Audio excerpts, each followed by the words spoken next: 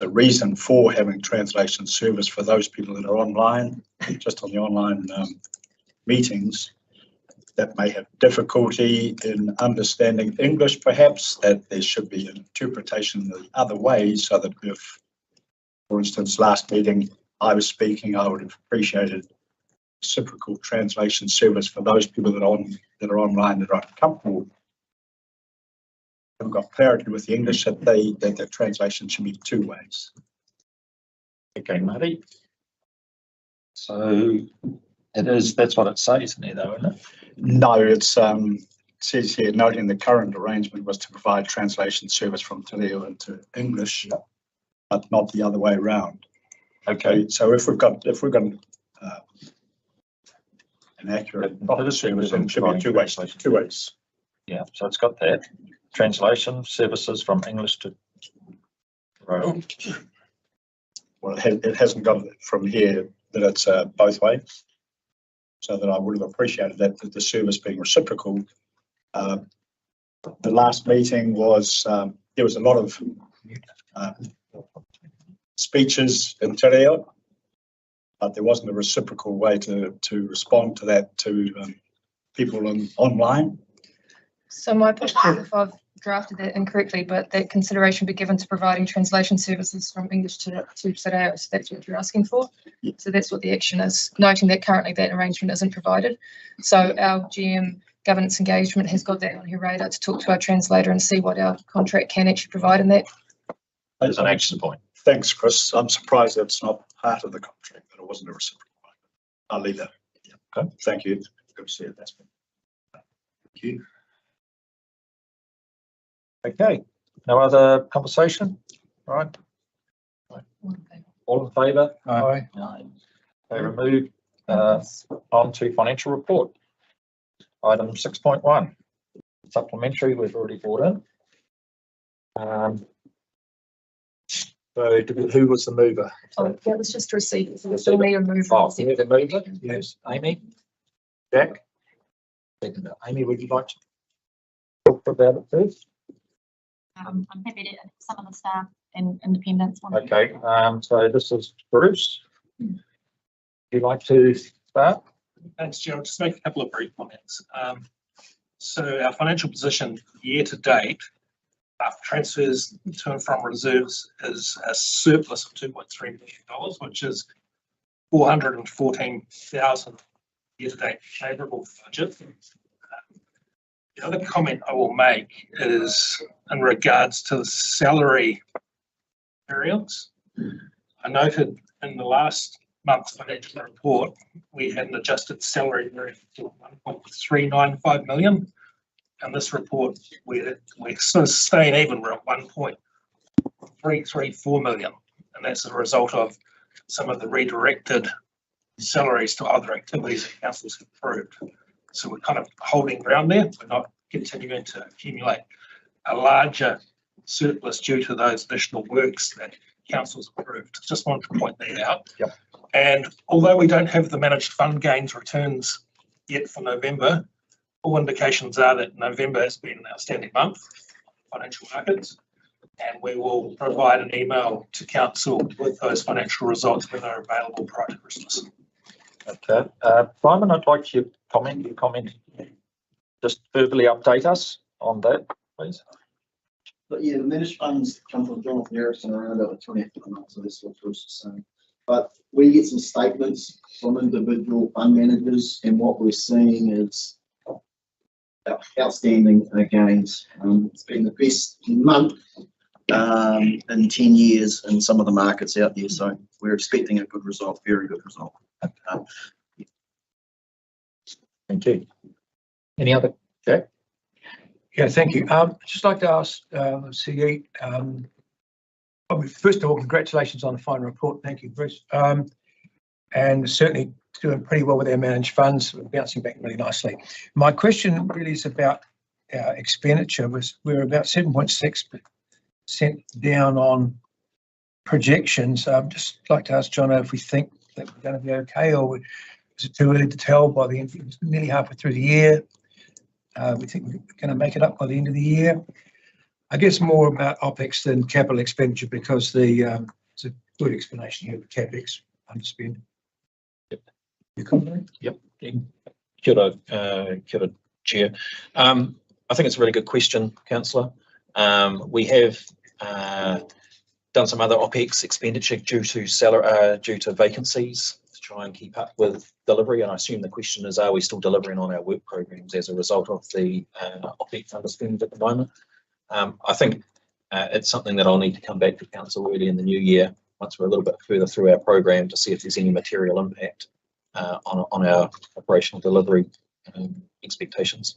I wasn't so much worried about performance. I was more worried about us inability to pick up any government subsidies as a result of not being able to. Not that I'm aware of, no. Okay, good. Thank you. Marty? I'd just like a bit more insight into the huge gains in November.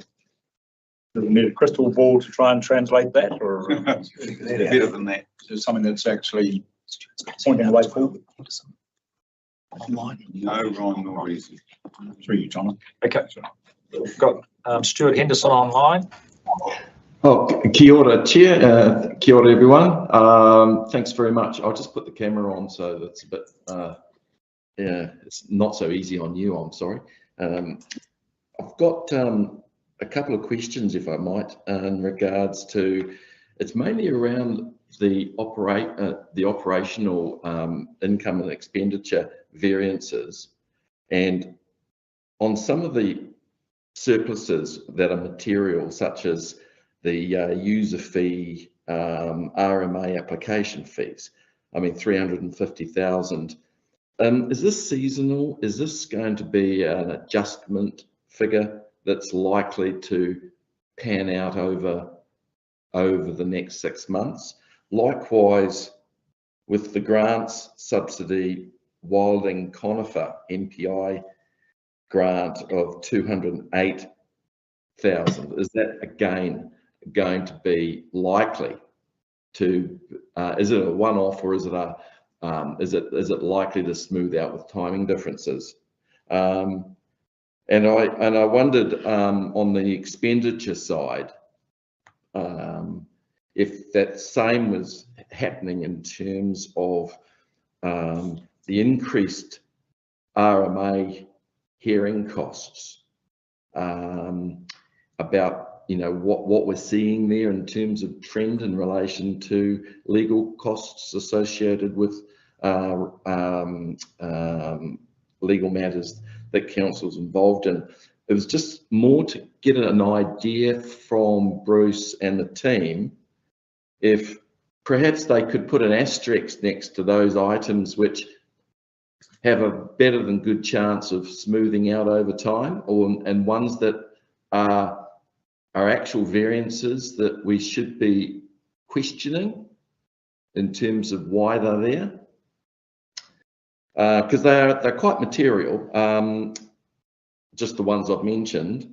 I was wondering if you could give us a bit of a run through on that one, please, Bruce. Through the Chair, Stuart, I'll answer that first question about the consent hearings. Effectively, it is seasonal. It's very hard to predict when we're going to have major hearings throughout the year. But the good news is that the hearing costs will be recovered through revenue. Now, it does definitely not yet because we can fully recover those costs. The applicant. That answer your question? That's great on that one. Thank you. Don. Kia ora, Stuart. Yes, in respect to that Wilding Conifer expenditure, that'll smooth out. Small budget compared to previous allocations, and we're expecting contractors to work through the summer, so it's more of a phasing issue there. But that'll all be spent and smoothed out. Great. And the higher RMA application fees, is that something that just happened to be seasonal? You just had a big bunch of applications going through, or is this something that's trending in a direction that is interesting for us? Again, through the Chair, it's probably just a seasonal phasing issue. You might get a big increase in application fees for major consent applications. Obviously, we've dealt with some quite big consent applications in the past 6 months, including Northport. Again, they tend to Great, thank you. Yes, Steve? Sorry, Jeff, just, Stuart may not have heard that question on the volatility. Is that what you can answer, Steve? Okay, so we'll just go with you, Steve. I think just to add to the conversation that we're now 6 months through the financial year, or nearly 6 months, and that we'll should be looking at the differences, whether they're through timing or permanent differences, and the impact on our end of year. So at some point, it would be a lot simpler to actually give some direction that way. Right now, it's still up in the air, but you know, in the February results, we should have a better steer as to where the end of year result will fall. Notwithstanding the volatility in the externally managed funds, which, as Simon pointed to, is up and down, and it's really in the world climate that impacts on our returns that we're getting. Any other questions, Marty? Does that answer your question? Just wondering about the causes of the volatility. It's obviously in stocks that we're holding, but no, nothing you can pinpoint. It's just up and down. Okay. Yep. Yes. No comment. Look, I just want to thank staff, Bruce and Simon as well. You know, you've done a great job. There was a lot of comment. There's been a lot of comment in the last year about the negative returns of fund from council, and I always get hold of Jonathan Erickson and discuss it, and his comment is always the same: just hold to it, it'll come right. And I think you can see from what Simon's just said that we are likely to go into the best we've had in 10 years, and some of those previous months were pretty good. Not the last year, but in the last 7 years, they've been pretty good. They haven't been bad. They haven't been negative, and they've been positive. But this one's going to be a humdinger, and I think the advice that Jonathan Erickson has given us and that the staff have supported is that you don't make any rash decisions. You just hang tight, and it'll come right, and it has. So thank you for that, and thank you for your advice to councillors as well to hang tight, because I think that has been the right decision, as these results will show. No other comments? Okay. All in favour to move these? Aye. Aye. Okay, on to 6.2. Policy, liability management and policy. Do we move that? I'll move that. Okay, we have two recommendations. Can we? Happy to take them both together. Okay. All in favour? Well, hang on. Oh, need some, No. we've got some questions. Okay. Yep. Well, just briefly, in the Appendix 1, which is basically the schedule of Treasury limits, has there been any change to ratios anywhere? I suppose this is probably a question for Simon. Especially in like 12.3, 12.5, from 46 onwards. Simon? We're talking about the upgraded document itself. Yeah. Appendix 2. Appendix 1, sorry. If you have a look at the stuff that's basically highlighted in green a lot, isn't it? Liquidity limits. No, first of all, debt ratios and limits. Has that changed? Those limits, percentages, have they changed or the same, are they? No, they haven't changed. It's been set out a little bit clearer. Yeah. And I guess the only one that's come in there is 175% limit on external debt without a credit rating, which is making it just clear. Without a credit rating, is making it, that's very, very clear. That relates to us. That's what we are. We don't have a credit rating, so we can borrow 175% of our total revenue in terms of. We haven't changed that ratio. No, it's not changing. Okay. So there's no changes to any of the ratios in the document. Okay, thank you. That's all. Thank you, Jim. Just like to acknowledge, Simon, that your report, your Treasury report in Apex 2 is outstanding. Gives us an idea of where we're sitting, which is not great at the moment, but our short and long-term funds are coming through. So well done, Simon, on that. Any discussion you'd like to have while you got the floor, Simon, on this report? It just facilitates some transparent reporting that we'll bring quarterly, and you'll see it, not holistic, but an aggregated approach to what our investment portfolio is returning. Yeah. Yep. Thanks, Well done. Okay, thank you. Great work. Yes, Joe? Yeah, the green shaded areas of the report, are they in flux? Or in other words, are we to approve and amend this policy in the future, or are we accepting policies that are outlined on, for instance, page 31?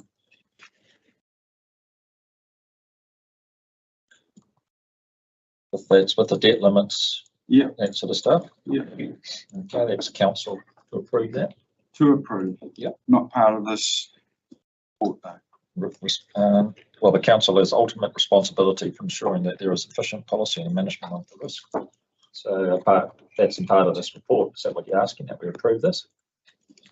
So if we approve this report, does that include that we're accepting all the present levels of delegation, etc., that are currently existing? Okay, John, I'd like to talk to that. Kia ora, Chair. If you adopt the policy as it's written here, Councillor Carr, then yes, you're adopting what's in the policy at the moment. That's not to say you can't come back and revisit it at any time. If you're, I'm not sure if you're referring to the actual delegations manual itself. Yeah. So the delegations manual is currently under review through the Audit and Risk Committee, which you can review everything that's in that manual. And if there's, are there, just checking, Simon, are there any would there be any subsequent changes from the existing delegations manual to this policy? You know, if the Audit and Risk Committee reviewed the delegations manual, they decided they wanted to make some tweaks. Is there anything that translates from that manual into what council was looking at adopting here? More reflection, it's pretty consistent. I think it's all consistent. So it's consistent with the delegation manual. So if council wishes to change the delegations manual, they'd then have to subsequently, some of those things they'd have to then subsequently change some of this. Yeah. Does that answer the question? Yeah, it does. Yeah, because that's why I asked the question. We've got a work in progress. Why are we sort of ratifying it all when it's actually under process in Audit and Risk? I think Bruce has something. Bruce. This policy has been endorsed by Audit and Risk at this previous meeting. My understanding that the delegations that are contained within this Treasury Management Policy mirror those that were in the previous policy. So there hasn't been a change in those delegations. If you chose to, and we also need to adopt this for the long-term plan, you could also choose to vary this in the future if you wished via a subsequent council decision. So it says in here on page, I dare say it's 32, under the CEO, it delegates overall responsibilities for the day-to-day management of such risks to the CEO is the responsibility of the CEO too, and then it's listed under that. At the end of the day, it sounds like that Jono is ultimately responsible. Okay, so going back, my memory is that we delegate to the CEO expenditure up to, I think it's $1 under 100 million. If it's, Hold on, Bruce. No, it's not less than There are certain restrictions here in terms of like the delegations as to who can approve a new fund manager, for example. It has to go through the Audit and Risk or Investment Property Subcommittee and then back to council for council's approval. So a lot of the high-level decisions around how we manage our investment portfolio has to come back through council and a formal decision of council. The short-term fund, which we need to manage for cash flow, is managed at a management level, but it's reported back to council as to how we do that. so I suppose where I'm heading is since I've been on this council, I haven't seen any significant procurement approvals I haven't seen any required, i.e. because the delegation to our CEO is so high, nothing will ever reach the threshold of needing to come to council for approval if it's in the annual plan for the year. If I'm wrong. Just to clarify on the procurement part, and Bruce, jump in and correct me if I get any of this detail wrong. Our tendering policy has a threshold of anything over 250k requires the procurement to go to a tender evaluation committee, and the tender evaluation committee consists of the chair of council and the CE. Yep. So for all of those procurements, they haven't come to full council. I'm just going to double checking I get this right, but they involve the chair of council and myself to approve that procurement. Once it's approved by the tender evaluation committee, then I'm able to sign the contract. Okay, it's all learning from me. Happy to show you tender evaluation. No. What I'm saying is at this stage, I'm not really aware of the process. Been here 6 months, and it's never really been socialised with us. Yeah, I can circulate that, Councillor Carr.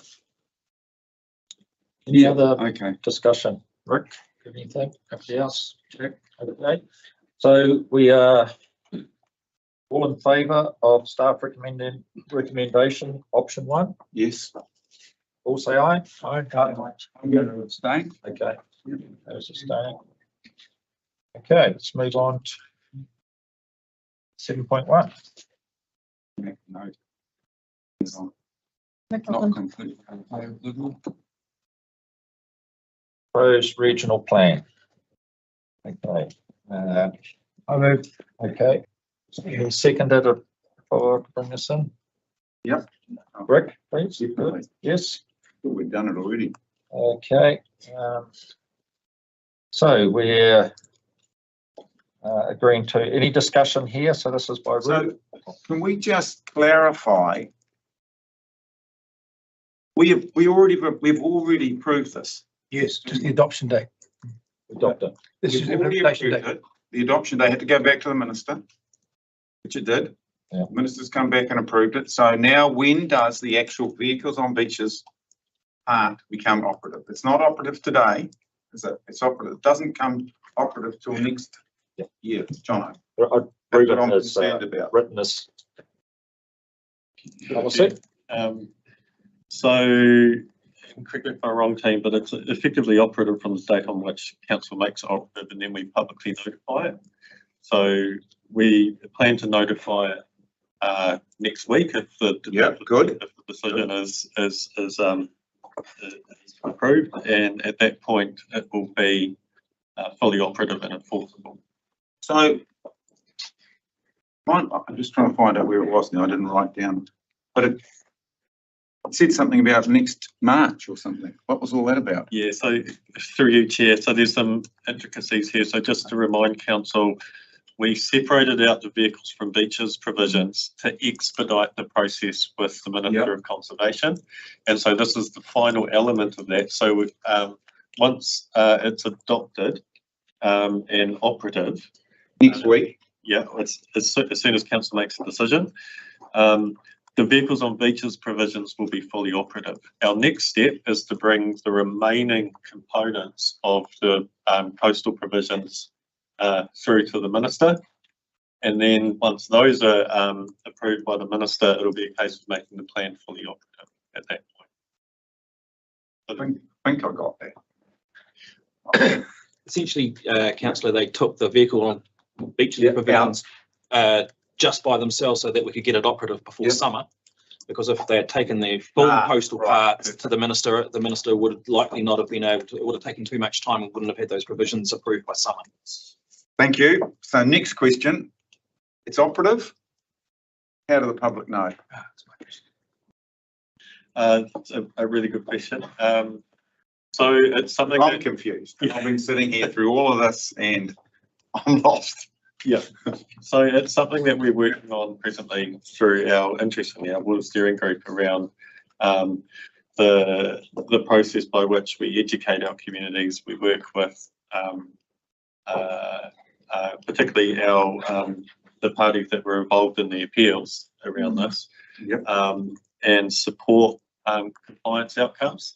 So this is, it's actually quite a challenging, and Colin could probably jump in here at some point, but it's quite a challenging provision to enforce off the bat, in part because the maps aren't completely obvious to our communities, and so there is going to be quite a lengthy period where we bring people up to speed in respect of what these provisions mean, particularly given that they link to aspects that are biological. So if there's sensitive areas, for example, and what does that mean for communities, and how do they interpret that? So there's going to be some work that we need to do, and I think like any behaviour shift, it's really the long game around supporting improved outcomes here. So thank you for that. Our next thing, Ruben, I go to Ruakaka's rate pitting, which I am going to. Their Christmas do tonight. They are stoked that Vehicles on Beaches is coming. It's been the whole time I've been in council. It's been a region. This has been sitting up there, nothing happening. So they'll be stoked. What can I tell them tonight? It's subject to council's decision. Well, once it's made today, it's all go. It's operative, yeah. Perfect. That would be a very good Christmas present for them. Thank you. Marty and then Rick. Is this gone to print yet, or will it go to print after today? So we are planning to publicly notify this next week. But we can talk about it today if it's passed. Perfect. Jack? Yeah, thank you. Just to add to Marty and Rick, thank you for those questions. Just for the sake of clarity, because there hasn't been a whole lot. Will the notification that we do not only be by way of public, newspapers and our website, but will there be signs? I'm thinking mainly of Uritani, Waiapu, all the closed beaches in Northland. That's going to be the contentious one, isn't it? Some of the others I think will be pretty well accepted.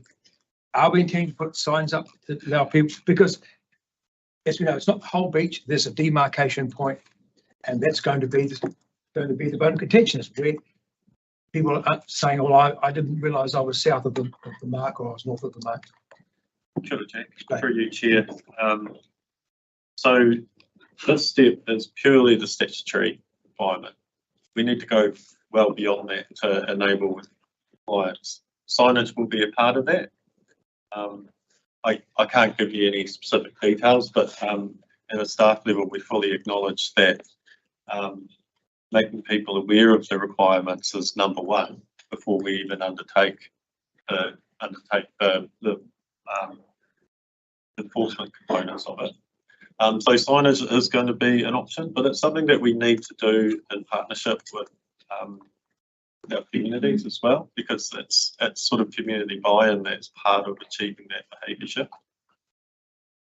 In the spirit of the separation of this regulation from the other regulations, and we're making it in time for the summer season, I would hope that we get our signage up in the same manner, rather than waiting for a little bit more community feedback and then putting it out in March or something. Yeah, I'd like to know what you think we should be doing. Who's responsible for the signage? Kia ora, Jackson, through you, Chair. So we'll be working. So I can't answer that today, but I do accept that signage and getting signage up as soon as possible in the spirit of expediting this process is really important. Thank you. Yeah, I'd just like to ask Jono, who's in charge of the signage? Who pays? Kia ora, Chair. NRC will need to put the bill for any signage, their NRC provisions. So we'll be in charge of the signs. Just as it's split between our groups, Ruben is responsible for the policy development and Colin will be responsible for the enforcement of the provisions. I imagine the Communication of it but out to the community will be a combination between both teams as they do it. I also just picking up on what Ruben was saying. Yes, we will need to expedite those discussions with the communities and signage as best we can. Also, just noting we're the 12th of December now, and what's reasonably able to be done this side of Christmas, but noting that. And I guess also similar to what the approach we've taken with the new marine protected areas provisions, that we need to go with a strong education and engagement component at the start, so that beach users are aware of the new provisions before we step into the more of the enforcement space. Can I just carry on with that? Like Rick's tied up with the local community there. How does we support the local community with signage and support? Like, who's the policeman around this issue? For these provisions, it'll be us. Okay, so you can't have somebody on the beach all of a sudden telling people they shouldn't be doing that. They can educate, they can inform people of it, and hopefully they will. Yeah. And hopefully we've made everyone aware of what the provisions are, because, and that's, I think, what Ruben was saying, needing to get buy-in from the community to be actually supporting provisions and informing beach users of what they are, but the actual strict enforcement part of it will sit with the Commons team. You need to be an authorised officer and be given all the appropriate warrants to be able to actually go and enforce them per se. Okay. John, you had your hand up? Oh, it's the same issue really. It's just that these locals have been waiting to have this take effect and think about Ruakaka.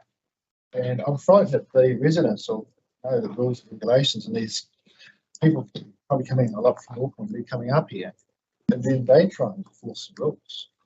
Residents, and that's going to be chaotic. So I'm a little bit concerned about how this will actually pan Um, Peter Lucas, I see you're online. What do you have up in your area with police and these rules when they come in? Being a major beach area. Oh, kia ora. Yes, it's been an ongoing concern in the very far north, driving on beaches, particularly where Te Oneroa Tohe is concerned. I'm mindful, however, that we do have a statutory committee as a result of the omnibus bill that saw for settlement iwi, Ngāti Kuri, Te Aupōuri, Ngai Takoto and Te Rarawa, with the Northern Regional Council and the Far North District Council establish a beach board. So that co-governance structure is currently talking and also made some decisions about beach signage. I think it's important to know that and four-wheel drives are concerned in the lead up to what we regard as the silly season. So some signage has been agreed, but I would also add that the marginal strips and of course all those lands along Te Oneroa Tohe from Waipapakauri north to Te Paki Māori owned lands and iwi owned lands, and it's important to speak with iwi, not just at the beach board level, because as private Māori land owners, we also need to consider access to the beach, liabilities, and how do we understand the liabilities of landowners when the public use lands to access the beach or to get off the beach. And of course, there is some confusion sometimes around the public's right to use private Māori land to access the beach. So there are other conversations that are happening in parallel. So regardless of signage that we might put up to influence an increased level of safety on the beach, there are a number of other issues I think that our staff need to be aware of, and particularly the right of landowners to make decisions about either supporting access across their land in so much as Māori land and iwi owned land is concerned, or stopping that access. And so I do encourage our staff to talk with the relevant iwi that own land that public currently use. That use is a privilege, it's not a right. And I think it's important that we understand liability in light of land ownership. Kia ora. Okay, any other conversations around this before we go to option Chairman, one? I'd just like to acknowledge the staff. Oh, Sorry, I'd just like to acknowledge the efforts of the staff.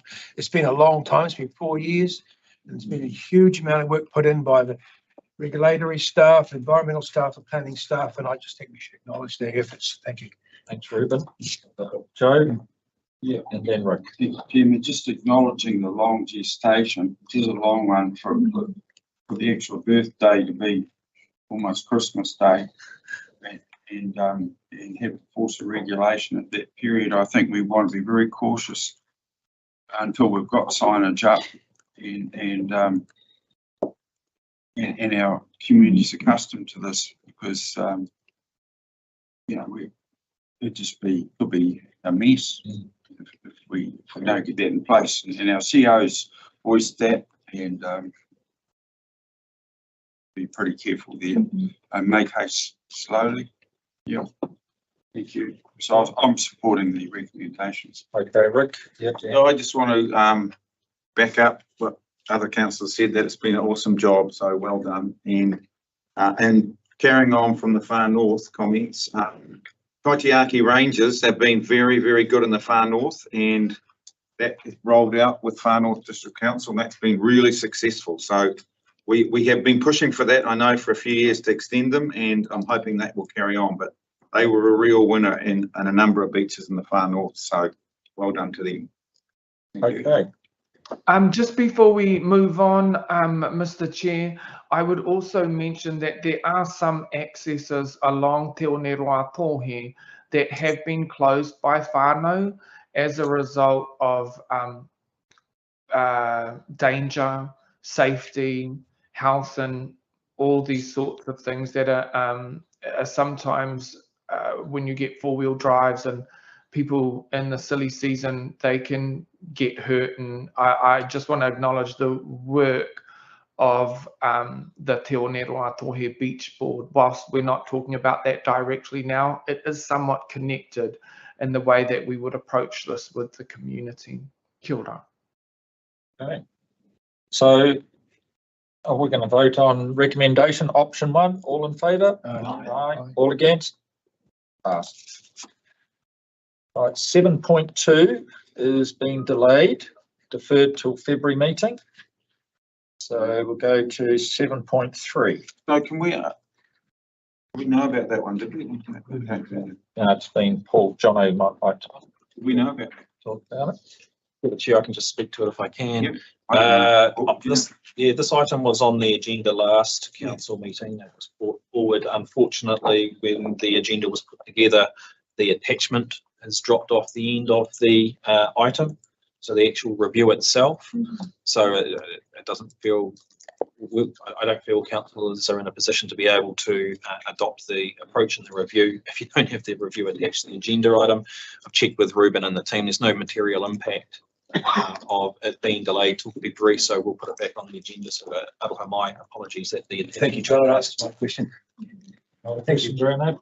All right, let's move on to 7.3, interim infrastructure committee. Can I have a mover and a seconder to open this report? Yeah, I'll move. Seconder. Okay, we've got two recommendations here. We take the first one, or should we take them both together? I'd like to take them separately. Separately, okay. Take item one. Report interim infrastructure committee by Louisa Group Manager, Resilience. Right, now, Louisa, would you like to talk? Jay. Open this, please. So in establishing the new infrastructure committee, it will take some time to do terms of reference. I know there's other pieces of work that are linked to this, including the merging of the audit and risk and finance committee. Already talked about during the actions that we would bring that all to a workshop. In the interim, there'll be opportunities to engage with ministers around the infrastructure requirements for Northland. And I know the councillors are keen to get in front of ministers early, enable you to have identified spokespeople on the infrastructure needs of Northland. We're proposing that yourself and Councillor Carr are, I guess, delegated authority on behalf of the council to go and talk to ministers around that. It's just an interim solution until you've got your infrastructure committee in place, when it would be then your chair. Yeah. Okay, Joe, you moved it. Yeah, thank you, Chair. No, I'm quite supportive of this. Naturally, we have an opportunity with this current coalition government to actually talk about our infrastructure needs, and because they've got earmarked funding to assist such regional needs, and your code of conduct that we've all signed up to actually prevents council from actually talking to cabinet ministers. So this is just a ratification that I'm saying the chair can, but that I can also talk to ministers. So just dotting the i's and t's on this one.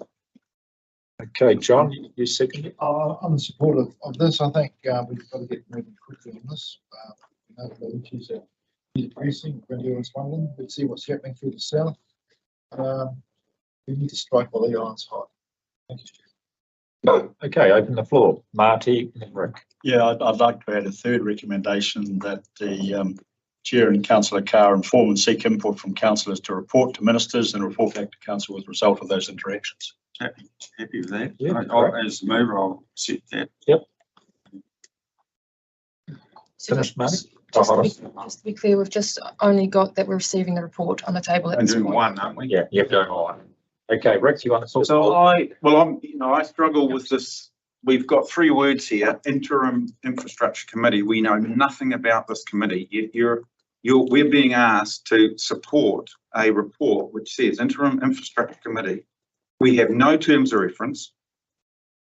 As a council, we have not workshopped it. I have no idea what this committee is. To me, it's just something that's plucked out of the sky, voted on a month ago or 3 weeks ago, and we are supposed to support this. I do not support it. I do not support an infrastructure committee. I don't know what it is. I have no idea what it's supposed to do. Why would I support it? And to me, it's not right. So I will be not supporting this recommendation. Okay, noted. Jack? Thank you, Mr. Chairman. I noticed in the last council meeting, the term was a standing committee of council, which I take to mean a committee of the whole. This doesn't have that. This is a different recommendation, so I can't support it on that grounds alone. But also that, like Councillor Stoic, it hasn't been demonstrated to me that we need another oversight committee, another committee to duplicate the work of the rivers and catchment committees and the RTC. And I feel that you get unwanted duplication. I fully support recommendation 2. I think it's imperative that the chair go to Wellington, and I think it's important that Joe goes as well because of our roading needs. No problem at all. In fact, you don't actually need a recommendation on those lines at all. Joe. Councils are quite within their rights to do that. But as I say, recommendation 1 to me, I do not support because we have a definition problem, and secondly, I don't believe it's actually necessary, and I think it's somewhat duplication. Thank you. Okay, Chris has just got a comment. Oh, I don't want to comment on the merit of an infrastructure committee at all, but I just did want to pick up on the term standing committee. So if you look up the term standing committee, it's talking about a committee that's set up under legislation. So this infrastructure committee is not set up under legislation. So that's why the terminology changed. And I mean, again, for the discussion in January, but my suggestion is that all our committees or subcommittees should have the same terminology because it's effectively the same thing. So I just wanted to pick up on just that point. So Chris, can you please enlighten me? Wasn't the resolution at the last council meeting that we set up a standing committee? So that was the notice of motion. I'm just saying technically it's incorrect term. So that notice of motion was incorrect. A lot of those notices of motion are actually incorrect. Yeah.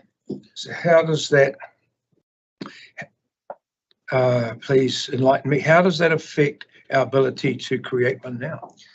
Oh, it does not affect it at all. It's just the way that it's set up. If we were instructed by legislation, the terminology would be a standing committee. We have the ability to set up a committee with potential delegations, and committee or subcommittee is actually irrelevant. Usually a subcommittee is reporting to a committee. We don't have that layer in our governance structure. So as part of this, I would suggest we're consistent with our terminology. Sounds very chaotic to me. So can we clarify this? That's why I do not support it. I've got no idea where we're going. This doesn't make sense. It's just pulled out of the sky, voted on, bang. No discussion, no workshopping, no idea what's happening here, no idea. And that's what I'll be saying when it comes up in the next month or so. So how does this committee, interim infrastructure committee, affect audit and risk and investment in property? I don't, I've tried to get an answer to that. I can't get an answer. Is there an answer, or do we not know? Yeah, all right, John, I'd like to keep going. Kia ora, Chair. Just to clarify, this paper that you've got in front of you at the moment has nothing to do with the establishment of a infrastructure committee. I realise that. Yeah, so all this paper is doing, resolution 1 simply is to receive the agenda paper. Resolution 2 simply gives Councillor Carr and Chair Crawford support from council to be able to engage with ministers on infrastructure related topics over the summer period.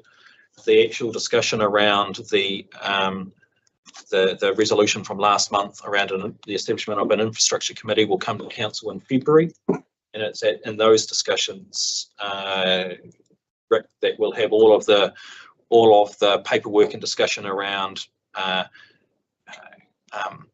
pros and cons, options, how they might integrate. Fully understand that, Jono. That's not what the title says. The title says interim infrastructure committee. It doesn't say anything about anything else. And okay, but under the background, Rick, under the background, it says membership in terms of reference will be workshopped with council in February before coming to council for approval in February. Okay. So, right. So it's all there. Interim. Okay. So that's, we're not asking for this. We're going to workshop it and work through it yet. So I'm not supporting it. Okay. For the reason.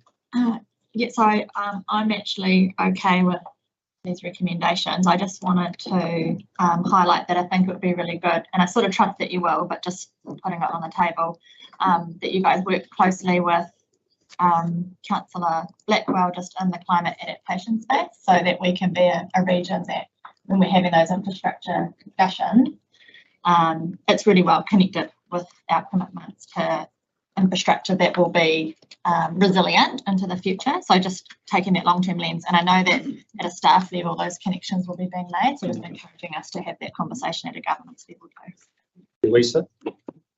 Good chat. Yeah, provide you some reassurance that the draft terms of reference include something around that, and we have included staff and climate adaptation. We see that. Yeah, so we can workshop that, but we'll do that in the draft terms of reference for consideration. We've had discussions with Lisa around this. No other comments? So, right. So we'll discuss now item 2. No, we haven't voted on that. Oh, voted on 1. So all in favour of recommendations 1? Yeah. I'm against. Against. 2 against.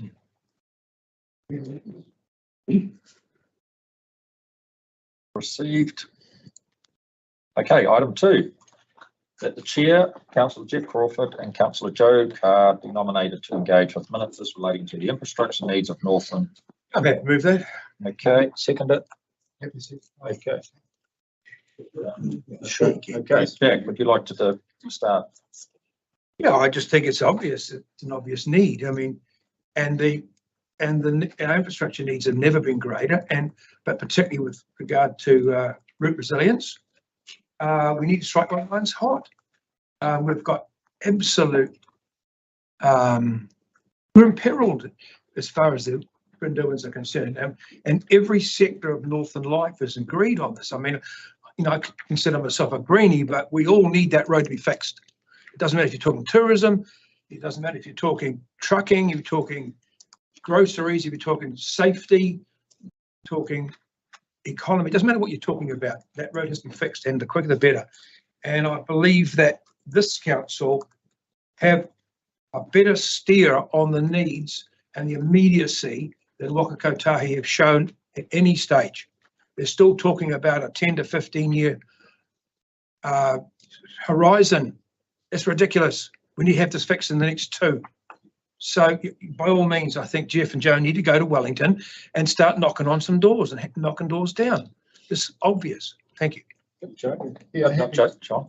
happy to support this, but Joe brought up a good comment earlier on about working with MPs. So I've worked with MPs for 20 years for Northland. I think all the connection I've had has really been good for Northland. I think this is outside this, I realise, but we should all be encouraged to work with MPs and keep those connections alive. Thank you. Yep. Jono? Oh, kia ora, Chair. Chair's just asked to that I just inform council that there is a letter being prepared to the Minister of Transport to advocate for the Crown to commit to the Warkworth to Tahana construction within the next 12 months. And the Chair is seeking signatories to that letter for a number of our Northland leaders and advocate to the Minister of Transport that that commitment is made. Yeah, so I've got commitment from David Seymour, his MP in Dargaville, Mark Cameron, all the peers, all the mayors, the chair, myself, and Joe Carr are going to sign it, get it off, and it's a sod turning within 12 months of that link. Now, I understand all that's missing is a consent. So we can pressure on the only people that won't sign it at the moment are the 2 national MPs. Right. No, so I've got a comment. Okay. So are we taking 2 and 3 together? Because I will not sign off on 2 unless Marty's recommendation is included in these. What I could do in answer to that, if I may, is just put a proviso of being established, provided that, so it can all be in the same recommendation. So can I speak? 3. Yes, so provided that, you carry on. So you're still talking to option 2? No, do not agree to option 2 because I do not know what Jeff Crawford and Joe Carr are going to say in Wellington, and I want to know what they're going to say. I want it workshopped with us, or at least copied into us what they're going to say. I do not know what they're going to say, and I want to see something in writing what you're going to talk about. Okay, that's your opinion. Yep, that's my opinion. Well, just to answer that, if I can, then instead of having a 3rd recommendation, that we just have an addition to the recommendation that instead of at a comma after established, provided the councillor, the chair and councillor can inform and seek input from councillors to report to ministers and report back to council with the result of their interactions. Reporting back to councillors is no problem. Mr. Chair, might I just say that if people don't support the recommendations, they have the opportunity not to vote in favour of them. I think we've heard quite clearly what Councillor Stolwerk's concerns are.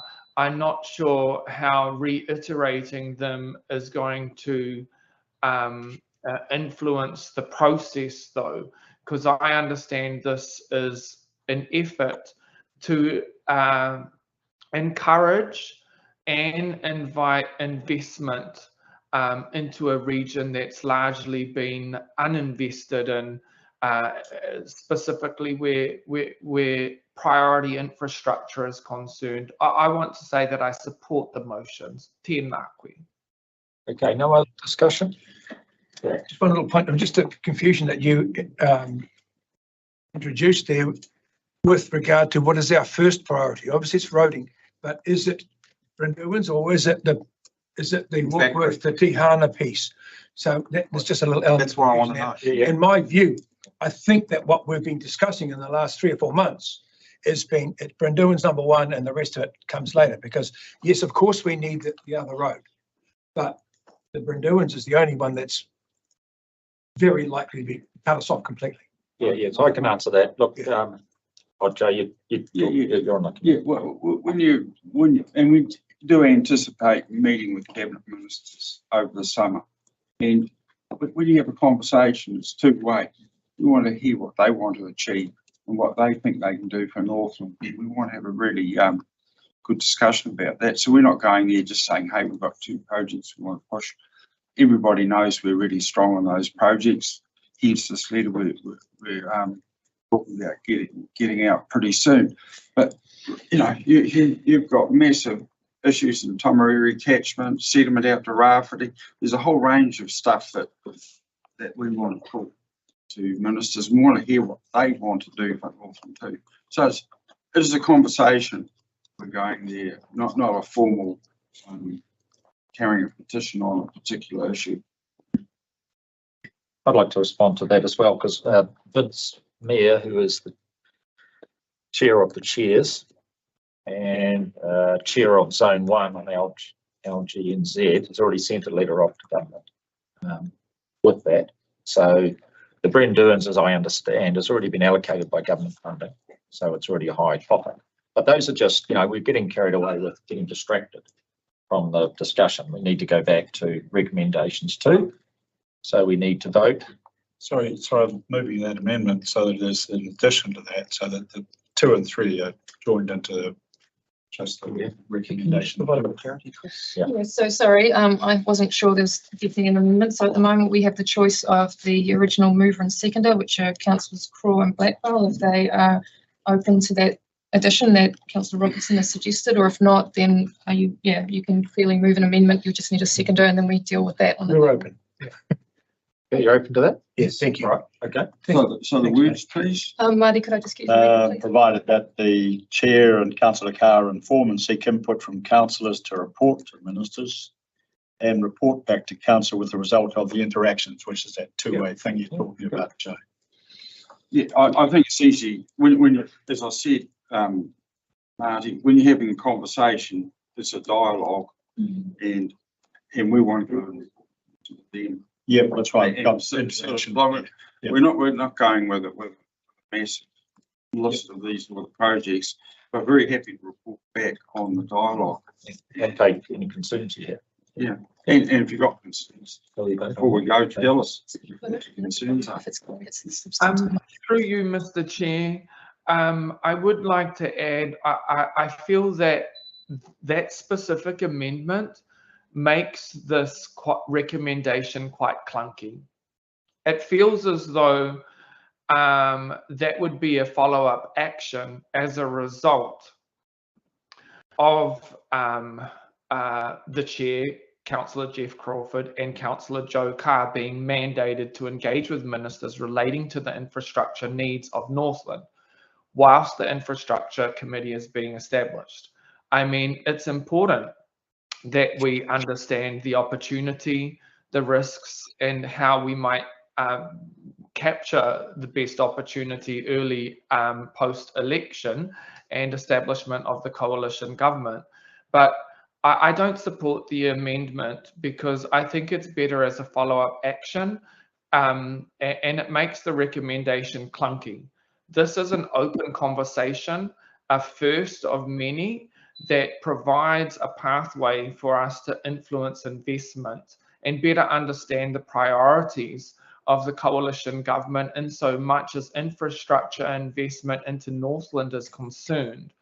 And for that reason, my preference is that we actually address the recommendations as they are, and that we allow for a follow-up action, which is to talk further about what you learn in your interactions, both you and Joe, when you speak with cabinet ministers, because there are those things that we understand to be a priority for Northland from a Northland Regional Council perspective. But there are also those things that we need to understand are a priority for the new coalition government. And for that reason, I think it's important that we don't just take a wish list. We also take a keenness to learn and listen and hear what perspectives those relevant cabinet ministers have, or those relevant decision makers have on the other side of the conversation. Kia ora. Chair, I'm glad that Councillor Jones has reiterated pretty well what Joe said. I regard it as a refinement, not clunky. Through the chair, having not spoken, I think I'll take my turn. Thank you. I don't see the point in the amendment. It's like saying that it's just referring to best practice. It's as if the councillor from the Bay of Islands ward doesn't trust that the chair will report back to all of us as board members. The chair, I'm sure, is very clear that you know, we're all a team, and you know, we trust you and Joe and the situations that you will be in, as we understand things change every day. We're on the call. It's not just about who around this board table says what, it's also about who at the other councils say things. We also have the Northern Corporate Group, so we are not an island unto ourselves. So I'm also off to Parliament to go and be there for the maiden speeches, as I've been invited, and so I will be reporting back to the chair.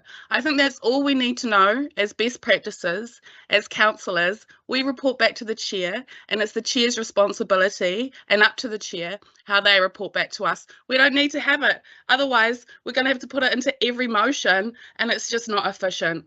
Kia ora. Thank you, Tui. Any other conversation around this point? So I think we first take it back to the first recommendation. So you've received the report. You've got an amendment, live amendment on the table. Regardless of whether it's clunky or refined, it has to go to the vote before we consider any other. Okay, so that has to be voted. Yes. Okay. So all in favour of the changes? So are we voting for the recommended changes? That's what I'm. Yes. Yeah. So Yeah, recommendation changes. and recommendation 3 is proposed by Councillor Robinson. So recommendation 2 and 3. That's correct. No, you put them confused. So we had 2, and then Marty asked that the additional wording be added as a further amendment. So we have recommendation 2, that the chair and Councillor Joe Clark be mandated to engage with ministers relating to the infrastructure needs of Northland whilst the infrastructure committee is being established. Councillor Robertson then added an amendment to that, which is effectively a resolution 3. Yes. And that was that provided the chair and Councillor Carr inform and seeks input from councillors to report to ministers and report back to councillors on interactions. So that's what's the 2 elements on the table. So if that's going to be an amendment, it should be put as the amendment, not 2. So do we vote on the amendment? Yeah, that's the amendment. That's the amendment. I think clarification through you, Mr. Chair. We are, and just so that I understand, we are addressing recommendation number 2. The mover and the seconder have established that they are happy for additional wording to be added. We can vote for or against that additional wording and come back to the original wording if we so choose to. Is that correct? Yes, it is. So that is correct. We're voting on the recommendation from Marty. So all in favour of Marty's recommendation? Aye. Yep. Against?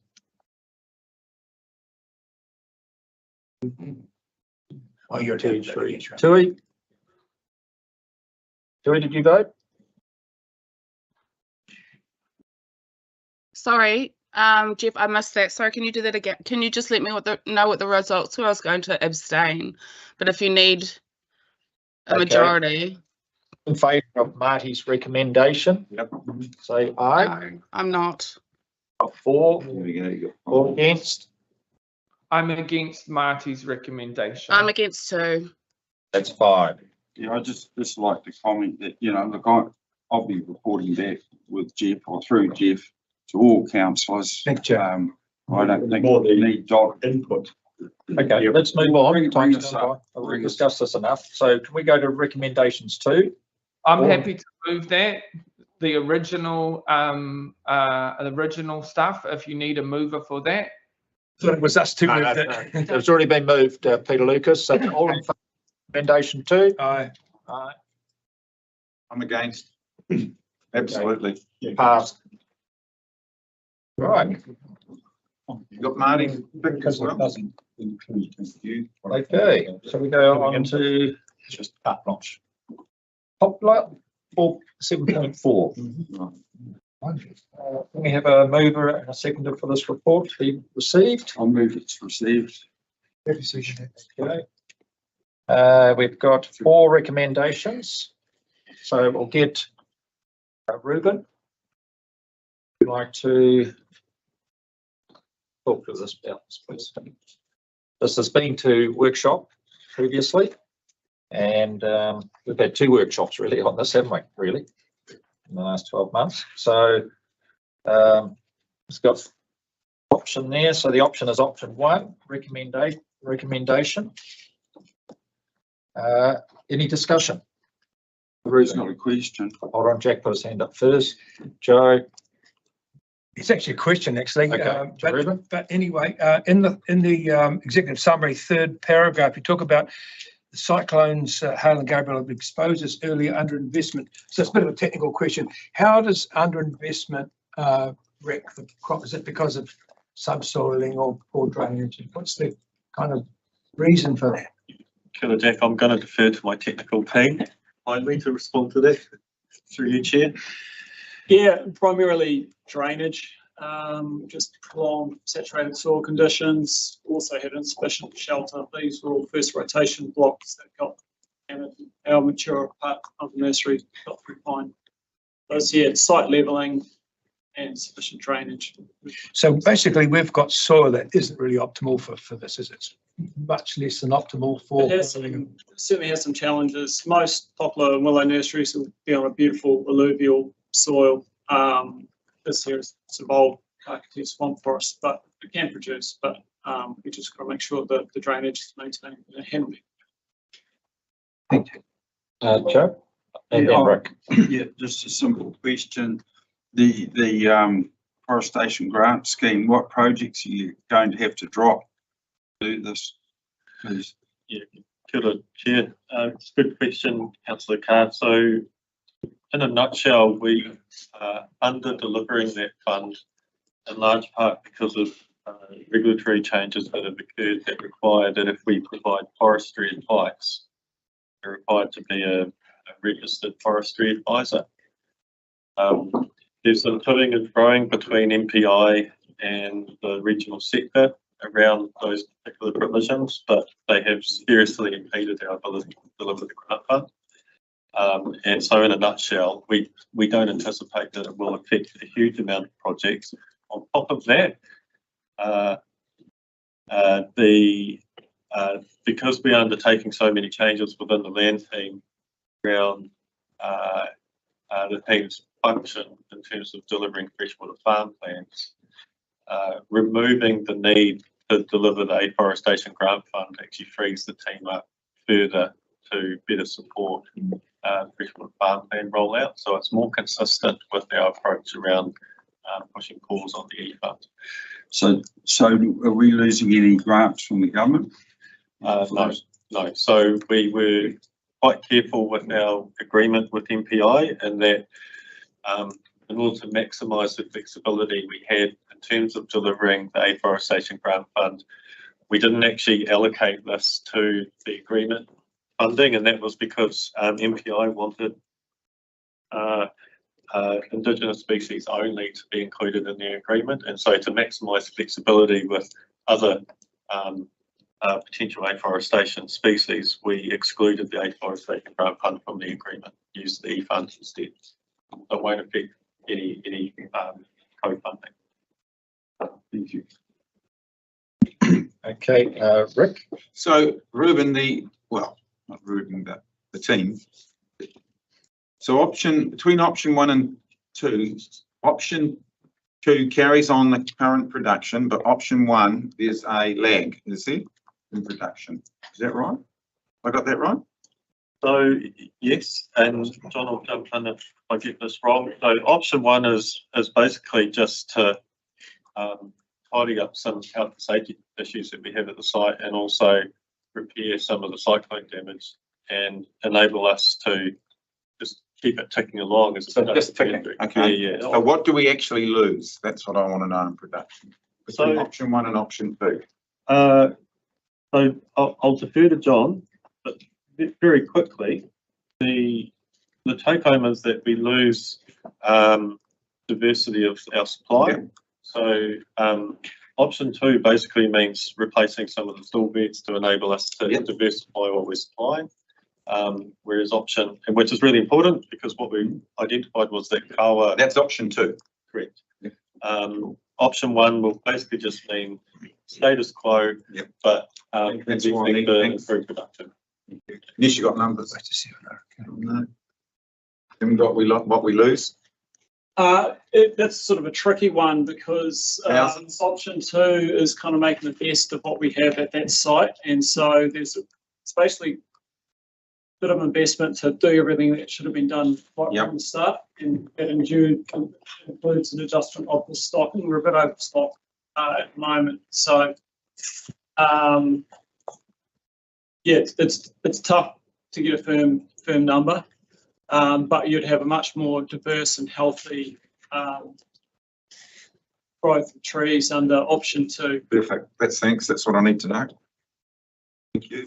Okay, so just John, while you're up, like put it in perspective with the freshwater changes. These are predicted up to 1 million poles will be required. I think we did a rough figure like that the other day versus 25,000.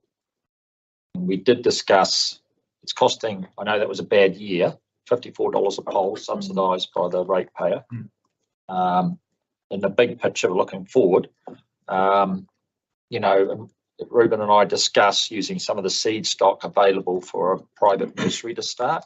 So, you know, we're thinking about those options because realistically what we're doing is nothing to help versus what's going to come forward. So my recommendation is that we be available to support nurseries on this journey and then transition out of it. Like it's something we've done and we've played in it, now it's time to move on to something else. So, you know, you've got to look at the big long-term picture here. We're not set up to do much. Okay, I had John. Yeah, as a long time planter of poplar poles, I've seen the advantages and the homos and all those sort of things just appear on the hill country. So from a sediment point of view, if this council is serious about sediment, we should go for hell for leather to try and get these poles in. I take our chair's point that getting up to $50 a pole becomes a bit of an issue. Well, a huge issue. But we've got KMR, and KMR has given us a pretty good idea of how all these other nurseries have come together to give us native trees, not poplar poles in this case. So I think we've got to have them, but what's changed? So things have changed over the years. So we used to plant poles because stock didn't kill them, particularly sheep and maybe steers, but now we've got poles to fence it off. So today we have mostly, virtually no sheep left in Northland. So the poles aren't as neat as they used to be, as planting sticks, you know, those wands is very effective, and we could encourage farmers to do that because they've been used to these only 3 metre poles and whacking them in the ground, which is not that easy. We could possibly change the course a wee bit, encourage them to maybe put a hot wire up and fence those gullies off and just put the sticks instead of the poles in. But I think we need the poles. If you're serious about sediment, we need the poles in Northland. Whatever sort that would be. So are you saying, John, we need the poles, but we need like nearly 1 million poles? Well, probably do, but if they're not poles, we just throw the sticks in. But it looks like we can't run the nursery, and that's probably our issues that are. We haven't got the ground that's proper, it's suitable. Either we're going to invest big time and do that, or do we encourage the private sector in the meantime? I know then we've got a gap of a few years, but pretty hardcore. Yeah, John. You raise a really good point. In the last couple of years, we've really looked into production of wands because most other regions don't. And you you're right, and as far as we found with poles, actually need to fence them out for a couple of years anyway to feed the cattle, whereas in the rest of New Zealand, they primarily use sheep or, smaller animals around them in those formative years. So if we were going on wands, the nursery can easily produce 200 plus thousand a year. Like wand production is easy. We can do that, not a bother. We can still concentrate on poles because there's going to be areas of the farm where wands are just impractical. But we think that for Northland, that's a big area. And so we're highly confident we can produce a good number of wands, but we really want to lift our production figures and poles as well. John, on that, what's your maximum production on this site for poles? Well, I suppose it depends whether the Kiwi Rail project goes ahead or not. If it doesn't, under the kind of business as usual with some investment, probably by the time the whole nursery is in production, anywhere from 10 to 15,000 poles a year, hundreds, a couple 100,000 wands easy.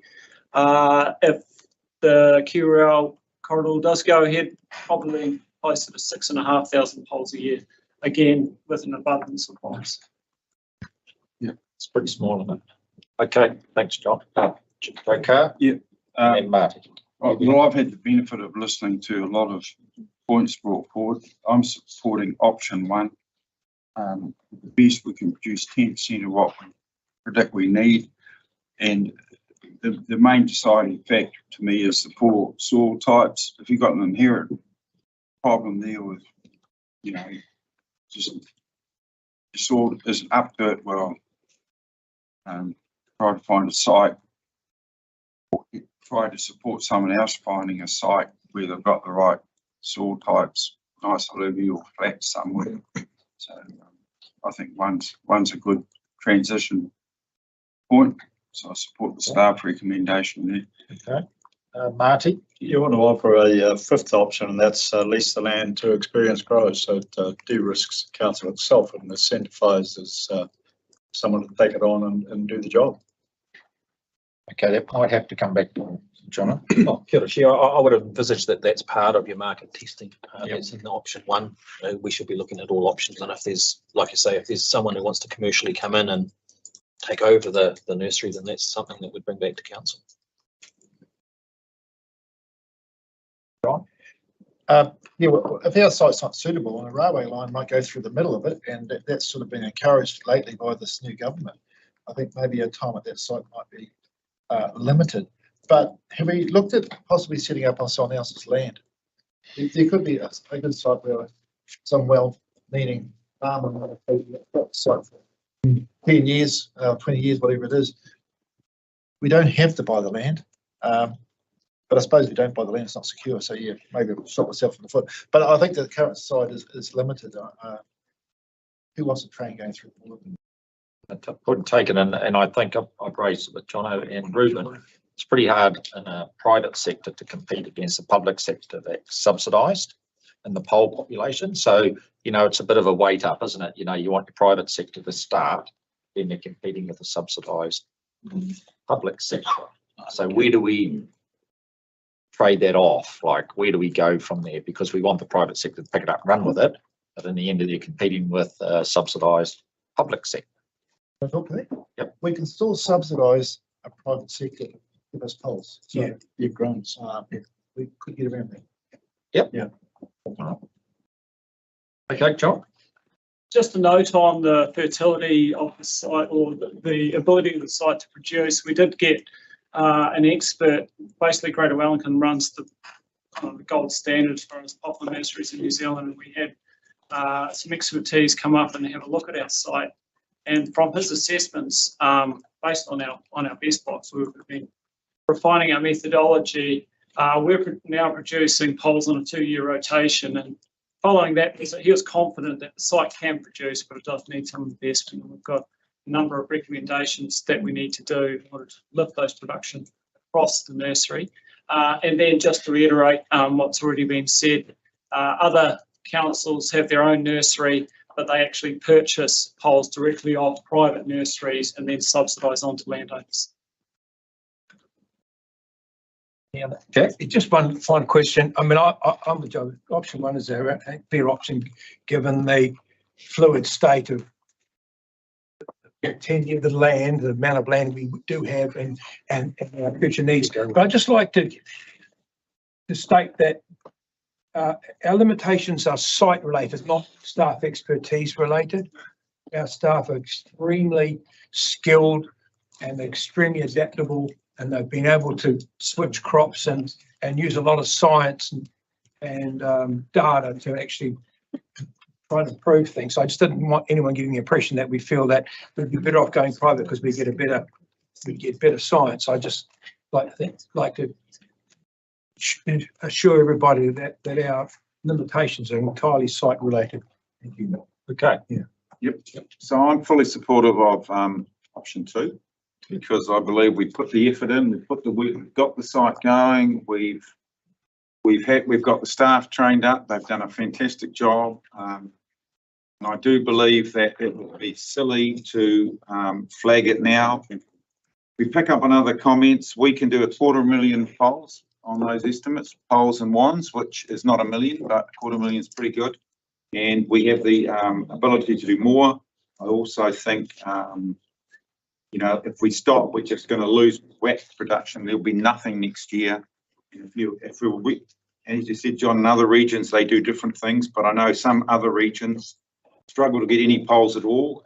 Why would we stop producing poles? That's what I don't understand. Okay. Can I ask you where you found 250,000 poles? 200,000 wands and about up to 25,000. Oh, I see, 200,000 wands. Okay. Would you like to respond to that, John, at all? Comment? You don't have to, but. Was there a question? No, it wasn't a question. It was just a. Okay. Great to hear. Thank you. Okay.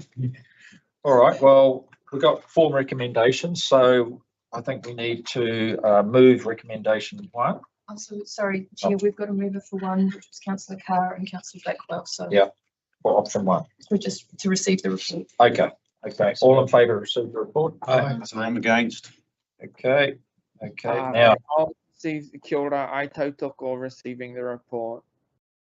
I need to say under recommendations 2, we need to make an addition to there that the council approve the use of 280,000, which is in the report here has been missed out, of the agroforestry grant funding to support nursery recovery existing site financial year 23 or 25, 26. So there's a little change. Move that. Okay. Should we take 2, 3 and 4 together? Yep. And then a move. Move it. Yeah. Second. Anybody? Jack? Okay. Any discussion around those 3 items? Down to 4. All in favour? Aye. Against. Aye. That's done. That's done. Okay. Thank you. Thank you. Good discussions. Okay, up to item 7.5. Local Trust Relations Agreement. Okay, we've got 3 recommendations. Take recommendation 1. We have a mover. Yep. And a seconder. Second. Each 103. 103. Amy second. All those in favour to receive the report? All in favour to receive the report? Aye. Aye. Against? Right. Ruben's a star man here. Okay, so there is a recommendation. And so Ruben, would you like to discuss the Lake Margaret? Sort of, Chair, just very, very briefly, the recommendation and the attached agreement is a culmination of many years worth of work with the Trust, and really does acknowledge the mana that the Trust hold in respect of the management of that lake, and the beginning of a mana enhancing agreement between council, lawyers and staff with the Trust. So the real mahi starts once the agreement's signed, and I just want to point out that the actions that are absent in the relationship agreement will be developed in accordance with the principles of that agreement alongside. Okay, 2, are you still online? You were at this meeting. She's dropped off. Okay, Joe Carr, would like to speak? Yep, look, I really strongly support this, and I'd like to thank Tui for her help. Effect of Lake Amapri on the wider Hokianga is profoundly negative, and it could be a huge, wonderful asset. And I would like to see that turn around, and that's what the Lake Amapri Trust's intention is. They want to see the lake restored.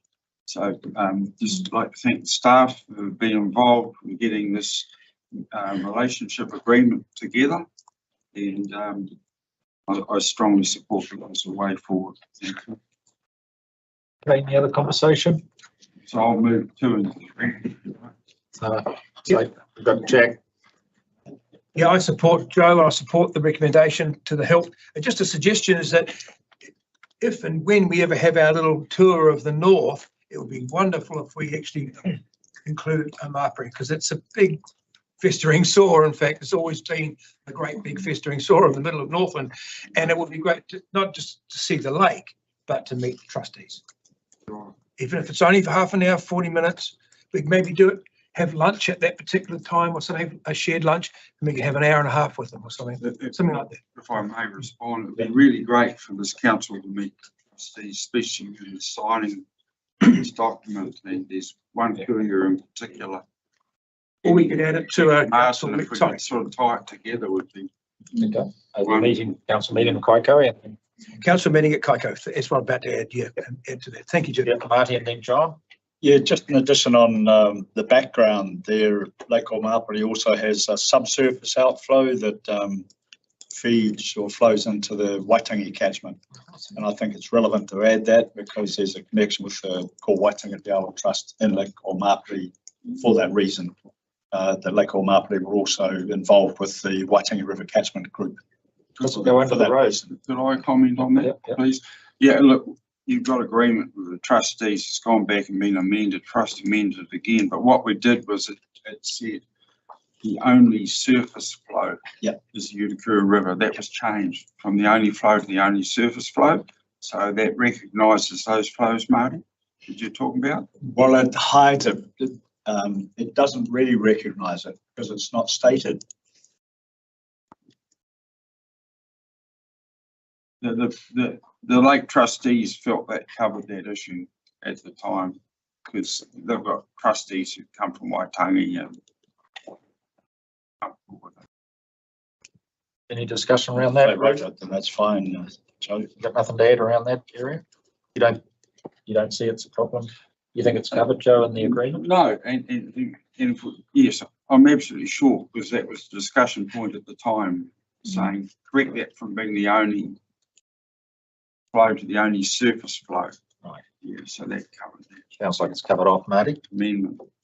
Certainly the surface, yeah, that's covered, but the other one, no one would know apart from those in the room now or those listening that it does have that connection, which is part of that mana. Okay, go. Yeah, so this is probably I think it's a big stake in Northland, and also it's really obvious as it's on a state highway, Highway 1 you can see it from, I believe. So to improve the water quality in that would be a terrific achievement by Northland, and it would be showing that we are serious about fresh water and improving it. So I hope this all goes well and get them improving that lake because it's really needed. Okay. Right, we have got a mover and a seconder, 2 and 3. So all in favour say aye. Aye. Against? See. Okay, 8.1, which is page 113, which is Chief Executive's report to Council. So, Jono. The mover. I'll do Jack and John, seconder. I know Jono is there, but I was at the last meeting, and the respect that is shown to NRC from the local iwi and haputu was, very heartwarming. So, done an amazing job. I think it's been great advertisement for what NRC stands for and does. So I'd just like to pass it on somehow down to the staff. But yeah, felt very proud to be the chair of this Tamaheri River scheme. So thank you. So Jono.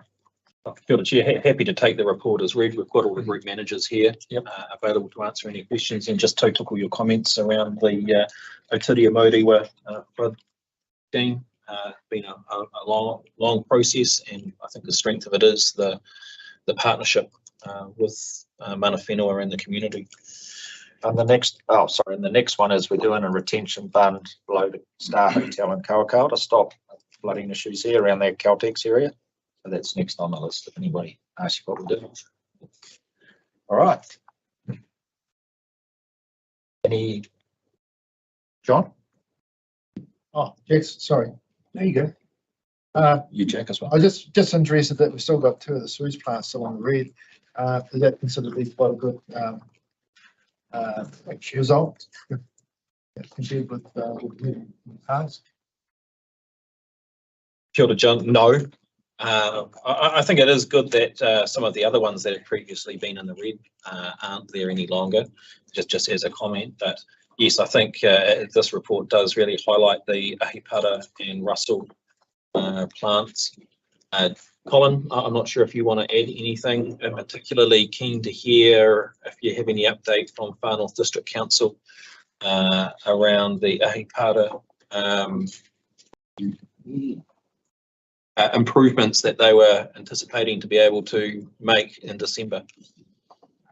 Chair, the sort of district engineer's been away for the last couple of weeks, but I will endeavour to get an update if advised you by email, just to confirm that the new equipment has landed in the country. The Russell one is being worked on at the moment. So just remember that these show a year's results, so that non-compliance might drop off in the future. Okay. And I got to Tinapai on Friday for the Enviro schools. Tinapai got a from bronze to silver. Yeah. Thank you. Just like to bring up the freshwater farm plans with Ruben's team has been outstanding. I think the online communication's been out, it's been right high quality, and I've said to Ruben, it's probably something we should look at doing for our other plans that are coming out. I think there's been a lot of engagement. Marty and Joe, I know you've done some, and John, and I've been on it, and I've been really impressed with the enthusiasm from staff. We had a farmer meeting at car here, and there's about 50 farmers there, and that went very, very well. Better than Ruben thought. So that's good. And our next one's on Thursday with Joe and I up at Kaikohe. So Marty, if you're around. But yeah, I just think that whole engagement's been great advertising to how well NRC is run. So well done.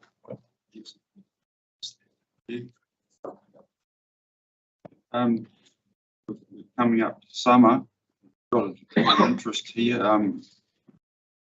I own a property on the Waima River, and it's in the sewerage plume for the 50th percentile.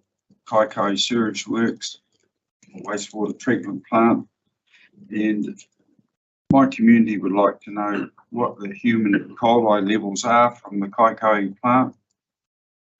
The latest reading for that, and we want to know whether our river is safe to swim in and fish out of. Pretty simple questions, and I can't really get that information on pretty soon. I'm pleased. Thank you. Okay, Colin, it's a question to you. Yes and no, because some of this falls under environmental services for our bathing, summer bathing program. So they don't test that river, do they? Possibly not. Yeah. So we can the information on the monitoring we do and the district council does is public information. If you look on our website, we do provide a monthly update on compliance. So, but if you want some specific information, I can follow up on that. Thank you, Colin. Just through Chair. Do we measure the human E. coli in koutou discharge? We may have done historical, what we call source tracking. Again, I think Ruben's team to see. Could I suggest that we take it as an action to come back to Councillor Carr with those questions? Chris, did you get down the specifics that Councillor Carr were looking for? Yep. Cool. We'll come back to you, Joe. Thank you, As a priority. Yep. Yes. An action. Okay, Marty, you, John, no, that was me down there. A couple of points, freshwater farm plans on page 120. I'd just like added to the 5 bullet points that connecting landowners to mana whenua should be a priority or perhaps put in there. I don't know if that's included in all the other 5 bullet points, but just to put it out there. Kia ora, Marty, through you, Chair. So just to clarify, those are just the things that we're working on at the moment. Okay. Yeah. So there's a whole program which is effectively about supporting behaviours change across the farming sector, and that reconnection that you're talking about is certainly something that we'll be working on in the long run. This is basically the bare minimum that we need to do to get the system standing up that meets the requirements of the regulation. Yep. Thank you. And the other one, the next item, natural resources science team. Just when science is mentioned, sometimes I get a little bit sceptical of it or cynical. I'd really like to know what the science, the solutions for the environment are. The report on what science, whether it's industry good science, whether it's mātauranga, or whether it's environmental science. I just like to be fully informed, I suppose, as to what exactly the conference included. So are you asking for a report sent back? I suppose so, yeah. After the science conferences have been, you want to see the report? Yeah, or what the agenda is, I suppose, what the conference is about. Kia ora, Chair. So I'm happy with the team to, as an action, to provide Councillor Marty with that response. Yep. Thanks. All right. Okay. Yeah, thank you, Chairman. I have a question for Don on page 122, deer-free Tokoro. Just a couple of brief questions around the hui on the 28th of November. Was there generally good community agreement on the preferred outcome? Yeah, through you, Mr. Chair. Yes, there was, and in terms of the selection of the contractor, a panel made up of and science advisors and council chose the preferred applicant, and it has been strongly supported by Te Rawhiti Marae and the local community. It's been extensive consultation with landowners, over 160 landowners, so awareness is very high as well. So we're looking forward to physically starting the project with the people on the ground next March. Okay. And the major tech that you're using is? The major tech, well, there's a number of different technologies using. Firstly, DNA analysis of the deer scats. We know that already. Yeah, and we'll do that through the program to identify individuals. So that's a great way of seeing or telling whether you've got the last individual. The use of thermal equipment to detect animals. The use of trained dogs that are bailing dogs for this type of work. Those are a number of the things that the team have got lined up. And a lot of the technologies have come from the successful eradication of wild deer on Secretary Island and Fiordland. Are you able to tell me if the preferred supplier is local or out of the region? They are out of the region, however, local contractors will be used as part of that team and for auditing. Right, so approximately how many local contractors, how many local people will be contracted to supply for the service? I'm not sure of that number. We'd have to come back to you on that exact number because they're subcontracting different contractors here and elsewhere. Have to come back. Okay, thank you. Okay, any other questions around? My sort of question, just a comment, just because we're at the end of the year. I guess just an acknowledgement of the amount of work that the organisation has carried out this year.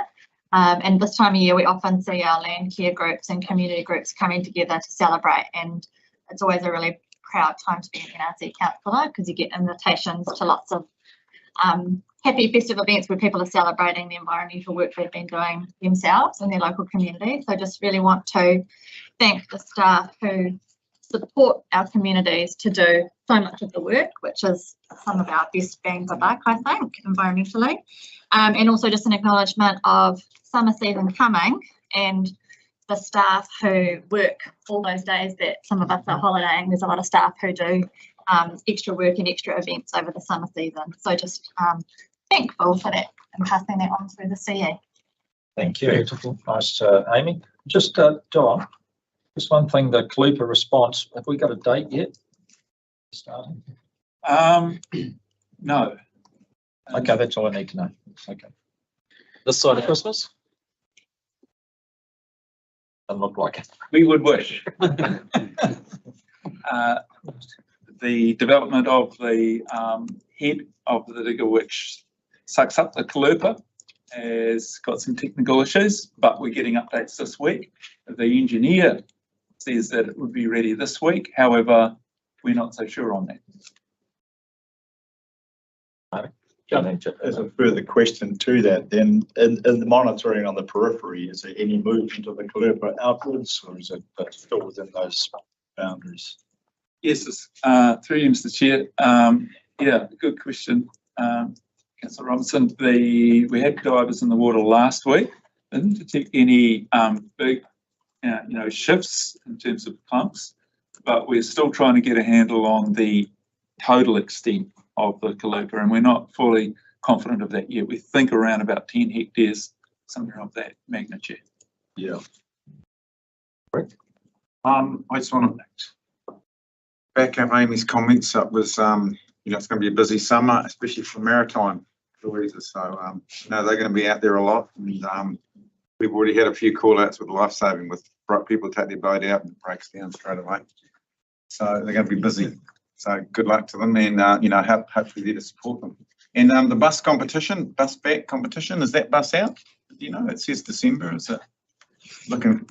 Double check for you. Oh, just wondered. It's a great idea, and I think it's a really good way to get people on the bus. So good on you.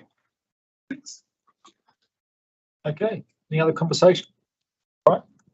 All in favour to see the report? Yep. Aye. Against? Okay. Item 8. 8.2. 8.2. Page 136. Reporting on long-term plan performance. Do I have to receive this report? Amy, John? Okay, any discussion? We've got Bruce, the big chief, around this one. Thanks, Chair. Yeah, there's 31 performance measures in our long-term plan. Of those, there's 4 that we report quarterly on, and this report confirms that they've all met their quarterly performance results. They've all achieved their results for the quarter, and that's all the report contains. So thank you. Great read. Well done, Bruce. Any discussion? Okay, all in favour to receive the report, say aye. Aye.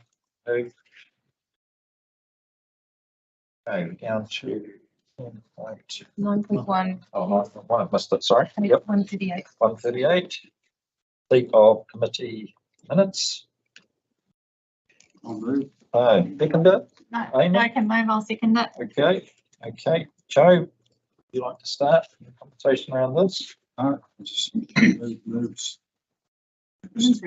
Taken as read, all in favour? Just hang on here. A point, if I may, on page 141, that speed limit signage on Te Ono Tohi. Can I recommend to the committee that speed limit signage costs be borne by NZTA? That it doesn't come out of the committee, but that it goes to the road users or the highway users, which is it's an alternative state highway. It's in another separate committee, Boreal. At the last meeting, NZTA was asked that question, and because of the signage that the board are wanting, NZTA have said that it doesn't meet their standards. We've got that in writing. So if that question's been asked, Councillor Robinson through the chair. Thanks. Anything to do with the kite parade? Yeah, happy with that, Amy? Sneaky. So no other discussion? Jack? So I think I know the answer, but I'm asking anyway. Page 150, internal audit update, Whangarei District Council rating review. Item 6.2 from Simon. Secretarial note, committee instructed finance manager to pause the internal audit of the district council rate collection process for 3 years and restart the audit up to 3 years. Is this consideration of alternative rate collection methods? Is that what we're talking about? Can I help answer that, Chair? We're doing an internal audit of each of the district councils who collect our rates. So we've done all three now. They produce similar results. So the committee decided it was best now to just pause that internal audit work for 3 years and recommence that in another 3 years. So that's for all three of them? Correct. So instead of doing them annually, we're going to do them every 3 years? We'll start the cycle again in 3 years' time. Okay. So what kind of elements does this audit cover? It looks at their internal control processes for what they have in place to ensure that properly managing their rates collection process and that the systems they use function correctly and so forth. And the results have typically been consistent between the EAs. So I felt like repeating that process wasn't going to throw up anything. Yeah, okay. Thank you, guys. Thanks, Bruce. I accept that.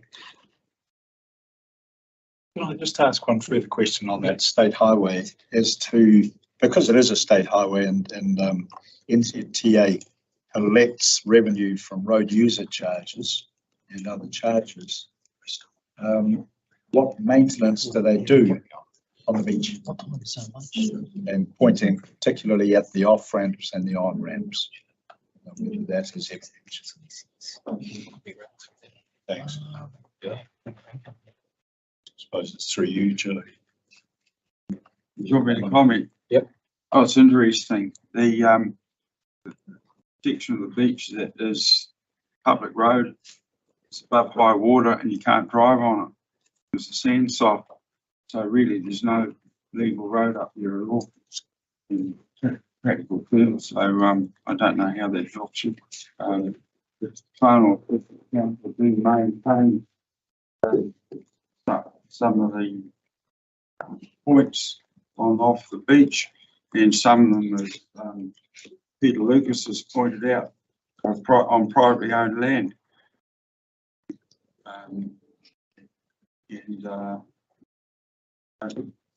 I don't know if there's a state highway that road. Well, it's an alternate highway. Yeah. Through the chair, I'm happy to make a comment, particularly because in 1957, my tribe, Te Aupori and Te Rarawa, were awarded ownership of our beach. And of course, the council of the time appealed that court decision, and our iwi at that time did not have the finances to fight the council in the court and fight the decision that saw our ownership of our beach overturned. But we do know the beach intimately, and what we do know is we also have our MACA claim for the seabed and foreshore. We know the history of the beach And as part of our settlement negotiations, we learnt a lot about the legal classification of the beach. And whilst we might treat it as a road, there's a lot for us to discuss around who's responsible, what its legal status is. And so I think that's something that the staff might be able to inform Councillor Robinson about further. But in terms of the private land along the beach, I mean, the access ways to the beach, some of them are legal accesses, and some of them are accesses across private land, as Joe mentioned earlier. But I just want to mention that because it is a statutory committee, and there is an effort to reduce speed limits on the beach for a range of different reasons. But in doing so, there's a lot to talk about with the community, getting them to buy into it.